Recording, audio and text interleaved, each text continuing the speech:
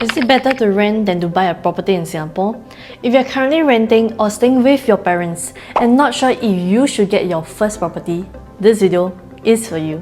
Hello everyone, I'm Jaen, and in this video, I'm sharing about the expenses of owning a property versus renting, the potential monthly mortgage, and whether it's worth renting or buying a property in Singapore. Assuming if you're a couple and currently renting a 2-bedroom condo at 4,500 in Singapore, is it worth renting or buying a property at 4,500 mortgage? First, let's examine the private property prices that you can afford with 4,500 mortgage, and this varies with your age.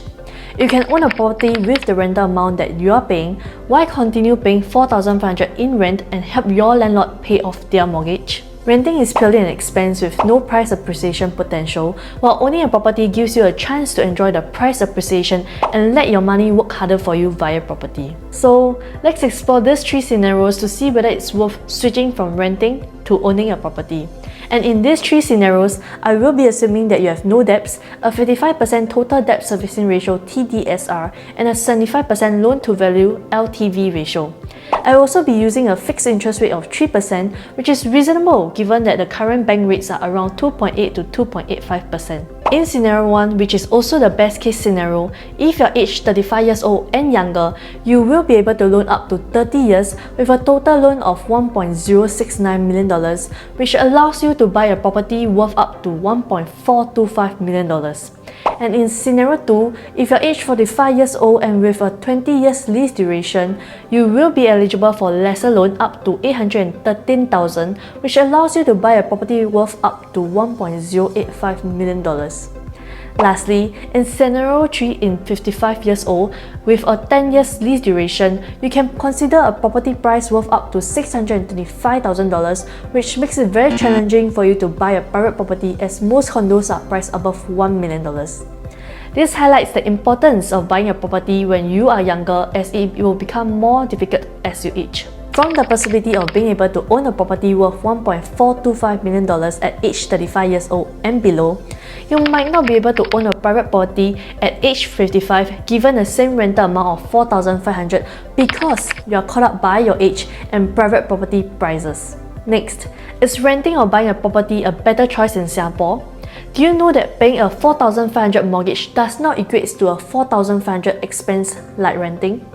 This is because mortgage is split into interest expense and principal, 2 different columns. The principal is often considered as forced savings, as it is money that goes into your property and will be returned to you when you sell the property. Therefore, your monthly expenses for owning a property value worth $1.425 million would be having an interest of around $2,600 and adding on your monthly maintenance for the condo at around $270 and the yearly property tax of around $700, which equates to $60 a month. Your total expenses for owning a property will be $2,960. Apart from considering your monthly mortgage and the actual expense of owning a home, you also need to consider the potential for price appreciation and weigh the pros and cons. For example, back in 2021 when Park Colonial was available, it was costing around 1,900 PSF, and a $1.425 million budget will allow you to consider a 2-bedroom of 678 square feet to 829 square feet. Today, a 2-bedroom 678 square feet at Park Colonial has transacted at $1.58 million, showing significant capital appreciation, and this translates to a profit of at least $200,000 over 3 years. What if you miss out good opportunities while you continue to pay for rental on behalf of your landlord? If the similar amount of $4,500 is spent money, why not consider letting your money work harder for you through property? Another example is at Woodley Residences, which was a new launch in 2021, and with a budget of $1.425 million, you can consider a 2-bedroom of 667 square feet. Today, Woodley Residences just collected their keys and are transacting around $1.51 million for the sub-sale units of the same size. But what if you consider Woodley Residences the new launch on day 1, and are there any discounts for buyers? Woodley Residences was launched in 2019, and a 2-bedroom of the same size was actually around $1.3 million. If you did enter on day 1, this also equates to around $100,000 discount on day 1 of the new launch and more profit potential if you enter the market earlier. To sum it up, I have different advice depending on which stage you are at. If you are young and below 35 years old, consider your principal and interest payments and your affordability. If you have been renting for years, why not consider stopping to help your landlord pay for their mortgage and start paying for your own mortgage. If you are fortunate to be below 35 and have a place to stay with your parents, consider investing into property earlier to rent it out and have an alternative source of income.